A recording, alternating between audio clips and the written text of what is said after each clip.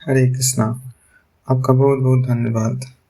आपका प्रश्न है, हमारा वास्तविक उद्धार कैसे और कौन कर सकता है?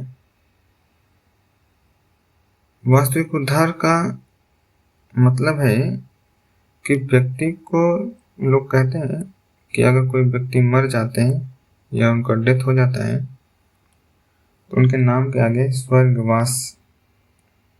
स्वर्गवासी करके लिखते हैं। लेकिन कोई जरूरी नहीं है कि वो स्वर्ग में ही जाएं। लोगों को लगता है कि स्वर्ग में जाने का मतलब है मोक्ष, लेकिन ऐसा नहीं है। स्वर्ग लोक में जाने के बाद भी व्यक्ति को दोबारा से जन्म लेना पड़ता है। जन्म, मृत्यु, जरा, व्याधि, इन चारों के चक्कर में फिर से आना पड़ता है।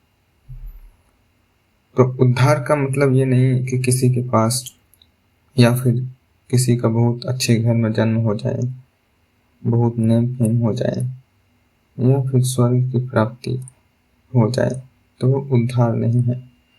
असली उद्धार तो जन्म मृत्यु के चक्र से बाहर निकलना है।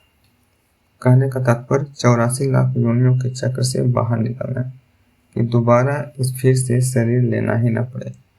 शरीर लेने के बाद जन्म का कष्ट, मृत्यु का कष्ट, बुढ़ापे का और बीमारियों का, ये तो आएंगे ही आएंगे, इसमें कोई संदेह नहीं।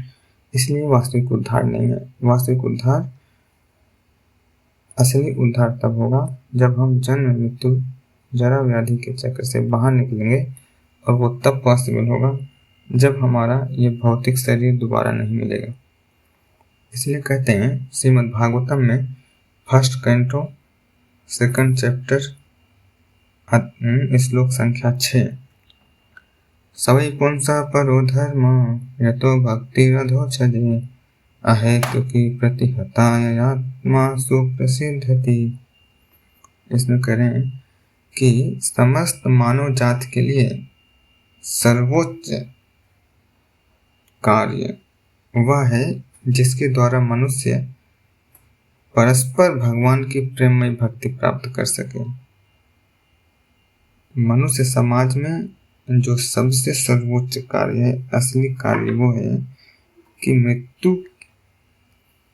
होने तक व्यक्ति के हृदय में भगवान के प्रति प्रेममयी भक्ति जागृत हो जाए।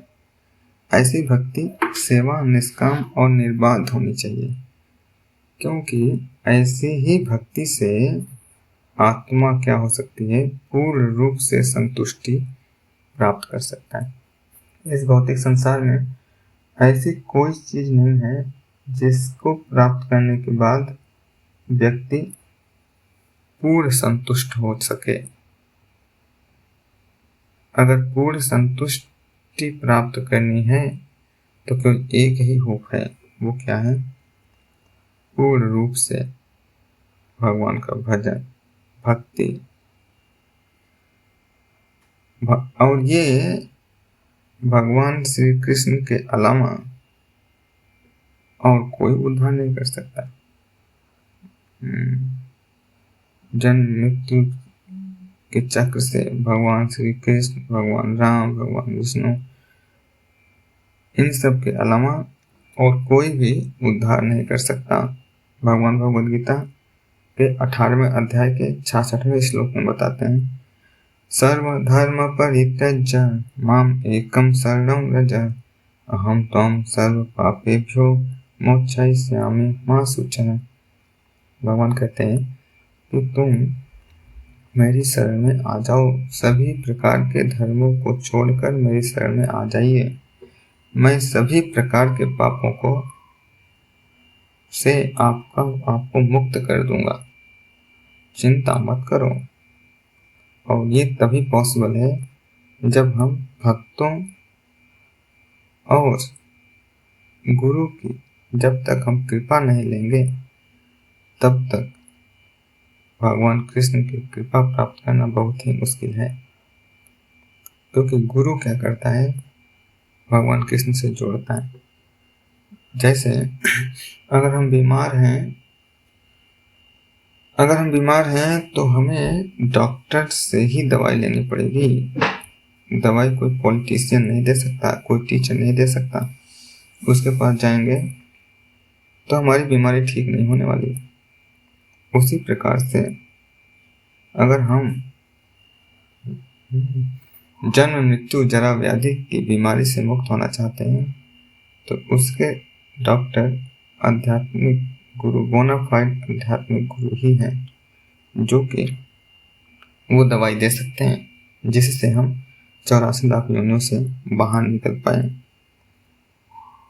श्रील प्रभुपाद जी की कृपा से हमें इस्कॉन में ये दवाई फ्री निःशुल्क मिल रहा है। चैतन्य महाप्रभु कहते हैं, कली कालो नाम रूपे कृष्ण अवतार। इस कलयुग में भगवान कृष्ण अपने नाम के रूप में अवतार लिए और इनके माध्यम से, नाम के माध्यम से, हरे कृष्ण महामंत्र के माध्यम से, भक्तों की संगति के माध्यम से, भगवत गीता श्रीमद् भागवतम का श्रवण और मनन के माध्यम से, गुरु और वैष्णव की सेवा के माध्यम से, केवल कृष्ण प्रसादम लेने के माध्यम से हम क्या कर सकते हैं? अपना उद्धार कर सकते हैं।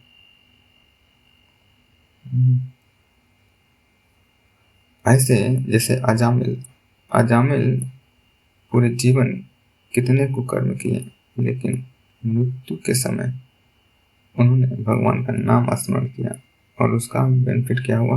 उनको दोबारा मौका मिल गया, भजन कीर्तन करके वो अपना उद्धार कर पाए।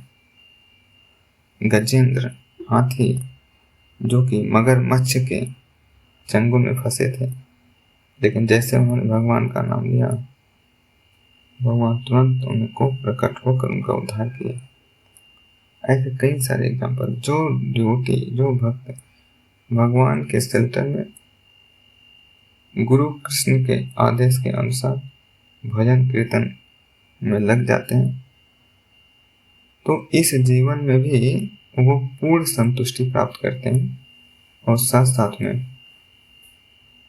इन 84 लाख योनियों के चक्कर से मुक्त हो सकते हैं।